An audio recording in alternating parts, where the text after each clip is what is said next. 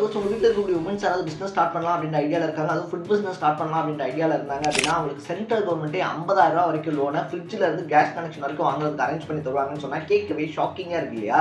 என்னப்பா நீ சொல்லிக்கிட்டு இருக்க அப்படின்னு சொல்லி கேட்டிங்கன்னா, welcome to the 30 days of 30 schemes. நம்மளை சுற்றி எக்கச்சக்கமான கவர்மெண்ட் ஸ்கீம்ஸ் இருக்குது நமக்கே தெரியாமல். அதெல்லாம் நீங்கள் தொடர்ந்து தெரிஞ்சுக்கணும் அப்படின்னு ஆசைப்பட்டீங்கன்னா மறக்காம சேனலை சப்ஸ்கிரைப் பண்ணிக்கோங்க.